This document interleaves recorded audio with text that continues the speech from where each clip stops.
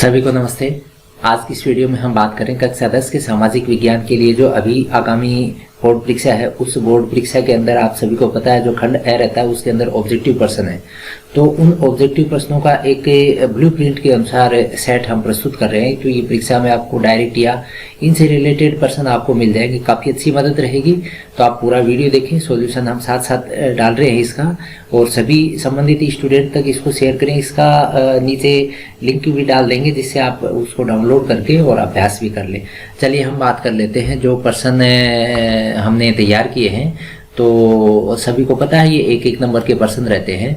तो पहला प्रश्न देख लेते हैं। इसमें लिखा है जलियांवाला बाग हत्याकांड कहाँ हुआ था। तो जलियांवाला बाग हत्याकांड कहाँ होता है आप सभी को पता है, ये अमृतसर में, पंजाब में अमृतसर। इसके बाद में अगला जो प्रश्न है, जर्मनी के एकीकरण का श्रेय किसे दिया जा सकता है। जर्मनी के एकीकरण का श्रेय किसे दिया जाता है, बिस्मार्क को, बिस्मार्क को दिया जाता है। तो ए ऑप्शन सही रहेगा। फिर अगला प्रश्न है, ब्रेटन वुड्स की जुड़वा संतान किसे कहा जाता है। बहुत अच्छा प्रश्न है, ब्रेटन वुड्स से रिलेटेड प्रश्न आपको परीक्षा में मिलेगा। तो इसमें देखना ब्रेटन वुड के बाद में क्या कौन सी संस्थाएं बनी थी। एक तो विश्व बैंक बना था और स्वास्थ्य संगठन नहीं बना था, अंतर्राष्ट्रीय मुद्रा कोष। तो ये सही रहेगा, ए और स, यानी ये ऑप्शन जो है सही रहेगा। इसके बाद में नेक्स्ट है, जल किस प्रकार का संसाधन है। बड़ा आसान प्रश्न है, जल कैसा संसाधन है आप सभी को पता है। जल कैसा है, नवीकरण योग्य है। फिर अगला प्रश्न है, भारत की सबसे महत्वपूर्ण मृदा कौन सी है। तो भारत की सबसे महत्वपूर्ण मृदा कौन सी है, ये है जलोढ़ मिट्टी। इसके बाद में अगला है, निम्न में से किस वर्ष बाघों के संरक्षण में विशेष बाघ परियोजना चलाई गई थी। तो ये परियोजना कब चलती है, ये 1973 में चलती है। तो ये ऑब्जेक्टिव प्रश्न जो है आपको परीक्षा में हूबहू तो नहीं कह सकते, या इनडायरेक्ट आपको मिल जाएंगे।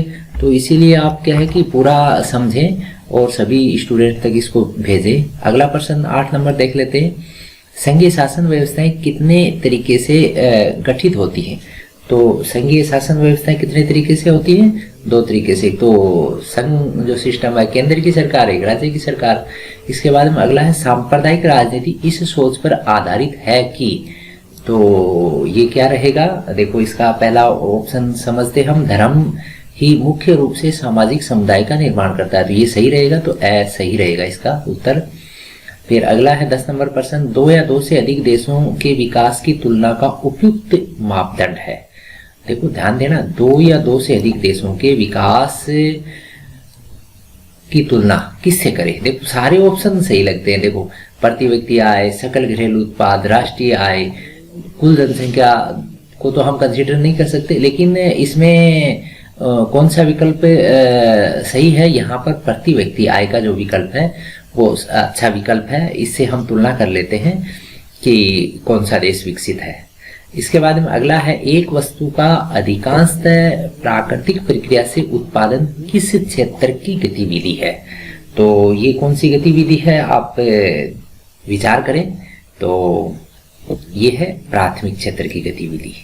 फिर अगला है, सरकार द्वारा अवरोधों और प्रतिबंधों को हटाने की प्रक्रिया। अवरोधों और प्रतिबंधों को हटाने की प्रक्रिया क्या कही जाएगी, ये है उदारीकरण। उदारीकरण में ये हट गया था।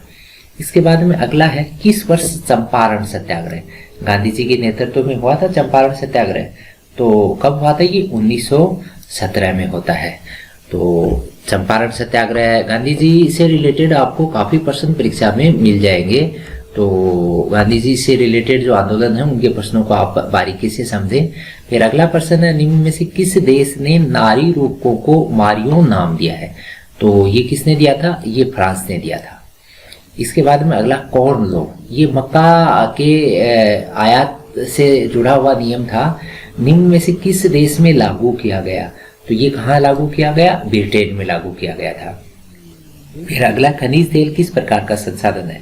तो खनिज तेल कैसा संसाधन है, अनवीकरणीय है। ठीक है, तो ये अनवीकरण जो संसाधन है, इनको आप डिफेंस के रूप में भी याद रखें, बहुत अच्छा प्रश्न रहता है परीक्षा में। फिर अगला है, निम्न में से किस राज्य में लाल पीली मिट्टी पाई जाती है। तो लाल पीली मिट्टी देखो अपने तो है नहीं, तो लाल पीली मिट्टी का जो एरिया है वो आप देखें कौन सा एरिया है लाल पीली मिट्टी वाला, ये है उड़ीसा का एरिया। उड़ीसा की जो मिट्टी है वो लाल पीली है। फिर अगला जो प्रश्न है, भारत में वन्य जीवों की सुरक्षा हेतु भारतीय वन्य जीव संरक्षण अधिनियम कब बना था? तो ये कब बनता है? 1972 में।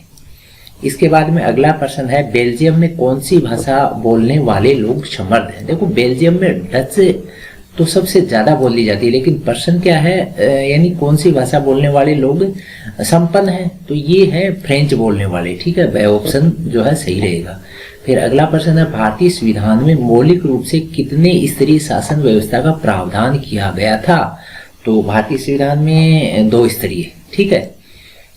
इसके बाद में अगला है, हमारे देश के लोकतंत्र के लिए सबसे बड़ी चुनौती रही है। तो सबसे बड़ी चुनौती कौन सी रही है? ये जातीय विभाजन की। ये सबसे ज्यादा बड़ा खतरा जो है अभी चल रहा है। इसके बाद में प्राथमिक क्षेत्र से संबंधित गतिविधि नहीं है, यानी इसमें पूछा है नहीं है। तो देखना, देखो ये पशुपालन तो है, कृषि है, आर्किड, ये तो सारे हैं, लेकिन विनिर्माण जो है ये प्राथमिक क्षेत्र की नहीं। ये कौन सा क्षेत्र है? ये द्वितीयक क्षेत्र है। इसके बाद में अगला जो प्रश्न है, अपनी अर्थव्यवस्था को विश्व की अर्थव्यवस्था के साथ जोड़ना। तो अपनी अर्थव्यवस्था को विश्व के साथ जोड़ना क्या है? ये वैश्वीकरण है, ग्लोबलाइजेशन। ठीक है। इसके बाद में अगला जो प्रश्न है, गांधी जी ने खेड़ा सत्याग्रह कब चलाया था? गांधी जी का खेड़ा सत्याग्रह कब होता है? 1918 में। तो मैं आपको बता रहा था गांधी जी के जो आंदोलन हैं उनसे रिलेटेड प्रश्न आपको परीक्षा में मिलने की पूरी संभावना रहेगी। इसके बाद में अगला प्रश्न देख लेते हैं, God save our noble king, यानी हमारे साम्राज्य को बचाए रखे गॉड। तो ये कहाँ का राष्ट्रगान है? तो ये पता है, ब्रिटेन का साम्राज्य पूरे वर्ल्ड में स्थापित रहा है, तो ये ब्रिटेन का राष्ट्रगान है। इसके बाद में अगला जो प्रश्न है, ब्रेटन वुड्स समझौता के तहत जो इस संस्थाएं बनी। तो ब्रेटन वुड्स समझौते में कौन सी संस्था बनी थी?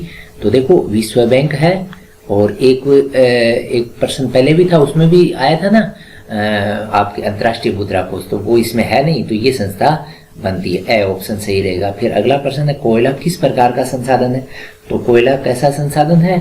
नवीकरण है, यानी एक बार काम में लिया तो वो खत्म होता ही जाएगा, फिर यानी इनको रिसाइकल नहीं हो पाएगा ये, तो ये ऑप्शन सही रहेगा। फिर अगला, पर्वतीय क्षेत्रों में कौन सी मिट्टी रहती है? तो पर्वतीय क्षेत्रों की मिट्टी कौन सी है? ध्यान देना, पर्वतीय क्षेत्रों की मिट्टी है लेटेराइट। फिर नेक्स्ट, हिमालय क्षेत्र का प्रसिद्ध आंदोलन। तो यहाँ देखो हिमालय क्षेत्र का पूछ रहा है, तो ये चिपको है। चिपको आंदोलन कहाँ हुआ था? उत्तराखंड में। देखो नर्मदा तो गुजरात का है, नर्मदा के ऊपर बांध बनाने से जुड़ा हुआ था। और वन्य जीवों का जो आंदोलन ऐसा कोई स्पेशल नाम से नहीं चला है, तो ये चिपको आंदोलन उत्तराखंड में हुआ था।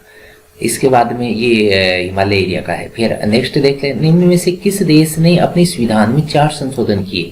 तो ये बेल्जियम में एडजस्टमेंट यानी सामंजस्य स्थापित करने के लिए संविधान में संशोधन किए थे, वही है। और श्रीलंका में हो नहीं पाए, इसीलिए वहां जातीय संघर्ष चला, तो इसका आंसर क्या रहेगा? बेल्जियम। फिर अगला है, भारतीय संविधान में केंद्र और राज्य सरकारों के मध्य कानूनी अधिकारों को कितने भागों में बांटा गया है? तो ध्यान देना, कितने भागों में बांटा गया है, आप विचार करें। भारतीय संविधान में केंद्र और राज्य के मध्य जो कानूनी अधिकार हैं उनको कितने भागों में बांटा गया है? 3 भागों में। ठीक है, जैसे आपके केंद्र की सूची है, राज्य की सूची, समवर्ती सूची है, तो 3 भाग हो गए। फिर अगला है, सामाजिक असमानता का वह रूप कौन सा है जो प्रत्येक स्थान पर दिखाई देता है? तो हर जगह कौन सा रूप दिखता है आपको? ये दिखता है, लैंगिक असमानता दिखती है।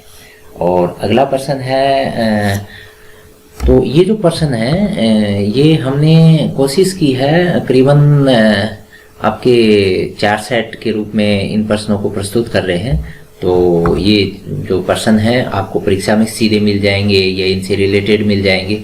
हम आगामी समय में जो खाली स्थान वाले प्रश्न आते हैं ना, वो भी बना के आपको भेजेंगे। फिर हम जो शॉर्ट आंसर वाले भेजेंगे, इसीलिए आप क्या है कि चैनल को सब्सक्राइब कर लें, ताकि जब भी हमारा वीडियो तैयार हो आप तक जल्द पहुंच जाए। चलो हम अगला प्रश्न देख लेते हैं, लोगों द्वारा इच्छित आर्थिक लक्ष्य। तो ये क्या रहेगा? देखो सारे ही हैं ये, समान व्यवहार, स्वतंत्रता, सुरक्षा, तो ये सभी रहेगा। फिर तटीय क्षेत्र से संबंधित गतिविधि नहीं है, तो तृतीय क्षेत्र की गतिविधि कौन सी नहीं है? देखो परिवहन तो है, संचार है, व्यापार, खनन नहीं है यहाँ पर, तो इसका आंसर क्या रहेगा? खनन रहेगा। इसके बाद में अगला देख लेते हैं हम, क्या है अगला प्रश्न है, विदेशों में होने वाले आयात पर लगने वाला प्रतिबंध है, तो ये कौन क्या कहलाएगा? ये है व्यापार अवरोधक है ये, तो ए ऑप्शन सही रहेगा। फिर सितंबर 1920 का कांग्रेस अधिवेशन कहाँ हुआ था? बहुत अच्छा प्रश्न है। तो कांग्रेस अधिवेशन 1920 में कहाँ होता है? कोलकाता में। इसके बाद में रूमानीवाद क्या है? रूमानीवाद है एक सांस्कृतिक आंदोलन था, ठीक है, तो ये ए ऑप्शन सही रहेगा। तो ये 37% तो हो गए। फिर अगले प्रश्नों पे चलते हैं। हमने 4 सेट के रूप में इन प्रश्नों को तैयार किया है। जैसे आपको पता है 12 प्रश्न आएंगे, तो हम 48% आपके सामने पेश कर रहे हैं। इसके बाद में अगला प्रश्न है, विश्व बैंक और अंतर्राष्ट्रीय मुद्रा कोष ने औपचारिक रूप से काम करना कब शुरू किया? यानी बन तो पहले गए थे, 44 में बन गए थे, लेकिन औपचारिक रूप से काम कब शुरू किया इन्होंने? तो ये शुरू करते हैं 1947 में, तो ये द ऑप्शन सही रहेगा। फिर अगला है, प्राकृतिक गैस किस प्रकार का संसाधन है? तो प्राकृतिक गैस पता है कैसा है, एक बार काम में आ गया तो वो खत्म ही होता जाएगा, अनवीकरणीय है, ठीक है। फिर उच्च तापमान और अधिक वर्षा वाले क्षेत्रों में विकसित होने वाली मृदा, तो ये कौन सी मृदा है? ये लेटेराइट है, ठीक है। फिर अगला है, प्राणियों की संकटग्रस्त प्रजाति का उदाहरण है, तो संकटग्रस्त में कौन सी है? काला हिरण है, ठीक है। ये संकटग्रस्त में सुभेद जो वल्नरेबल जातियां आती है ना, उनमें है ये नीली भेड़, एशियाई हाथी, अंडमानी चील, ठीक है।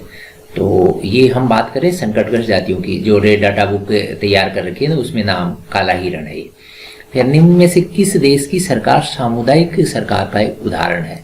तो कम्युनिटी गवर्नमेंट के अच्छा एग्जाम्पल कहाँ है? बेल्जियम में। बेल्जियम में एडजस्टमेंट के लिए पता है आपको, हमने पहले एक प्रश्न आया था, संविधान में 4 संशोधन किए कि सब लोगों की भागीदारी तैयार की जाए, तो बेल्जियम का सबसे अच्छा एग्जाम्पल वर्ल्ड में चलता है। फिर अगला प्रश्न है, किस सूची के विषयों पर केंद्र और राज्य सरकारें दोनों कानून बना सकती है? तो केंद्र भी कानून बना दे और राज्य भी बना दे, तो ये कौन सी सूची है? समवर्ती। ध्यान देना, राज्य सूची में तो राज्य कानून बनाएगा, संघ में कौन बनाएगा? केंद्र। तो हमारे प्रश्न का उत्तर क्या रहेगा? ए। फिर अगला है, निम्न में से किस राजनेता का मानना था कि राजनीति धर्म द्वारा स्थापित मूल्यों से निर्देशित होनी चाहिए? तो ये किसका मानना था? ये महात्मा गांधी ने कहा था, तो वह ऑप्शन सही रहेगा। फिर अगला प्रश्न है, 7 वर्ष और उससे अधिक आयु के व्यक्तियों में साक्षर जनसंख्या का अनुपात, तो ये क्या है? साक्षरता दर। साक्षरता दर की परिभाषा भी ये होगी ना, 7 वर्ष से जो ज्यादा आयु के हैं उनकी जो साक्षरता रेशियो है, ठीक है। तो 7 साल से ज्यादा आयु के व्यक्तियों की साक्षर जनसंख्या क्या है? साक्षरता दर। तो ये हो गए अपने 45%। और अब हम लास्ट प्रश्नों की ओर आ गए हैं। फिर 46 नंबर प्रश्न, अर्थव्यवस्था का वह क्षेत्र कौन सा है जो किसी वस्तु का उत्पादन नहीं करता बल्कि सेवाओं का ही सर्जन करता है? ठीक है, ये कौन सा क्षेत्र है? तृतीय क्षेत्र है, ठीक है। इसके बाद में अगला है, वस्तु और सेवाओं का विश्व स्तर पर उत्पादन करने के फलस्वरूप उत्पादन प्रक्रिया क्रमशः जटिल से संगठित हुई है, तो ये किसके कारण हुई है? ये मल्टीनेशनल कंपनियां, बहुराष्ट्रीय कंपनियां आई ना, इसकी वजह से हो गया। फिर अंतिम प्रश्न देख लेते हैं, उच्च आय वर्ग वाला देश है, तो उच्च आय वर्ग वाला देश कौन सा है? उच्च आय वर्ग वाला अमेरिका ही है, संयुक्त राज्य अमेरिका। तो ये स्टूडेंट्स 48% जो हैं ये आपके सामने प्रस्तुत किए। ये प्रश्न आपकी परीक्षा में अच्छी मदद करेंगे, आप इनको तैयार करें। फिर हम जल्द ही जो खालिस्तान वाले प्रश्न हैं उनका वीडियो तैयार करके आप तक प्रेषित करेंगे। तो आप चैनल पे अगर नए जुड़े हैं तो सब्सक्राइब कर लें, पहले से जुड़े हुए हैं तो सभी का शुक्रिया। फिर भी अगर आपका कोई प्रश्न में डाउट रह गया तो आप कमेंट बॉक्स में डालिए, कोई आंसर आपको कुछ इनसे भिन्न लगता है तो आप कमेंट बॉक्स में डालिए और इसका हम नीचे एक लिंक डाल देंगे, वहाँ से इसको आप डाउनलोड कर लें और फिर आप प्रिंट निकाल के इसको पढ़ सकते हैं। तो आज का वीडियो हम यहीं ख़त्म करते हैं, फिर हम नए वीडियो के साथ मिलेंगे जिसमें इससे रिलेटेड जो आगामी प्रश्न रहेंगे वो शामिल करेंगे। तो आप सभी जुड़े, सभी का शुक्रिया, धन्यवाद, जय हिंद।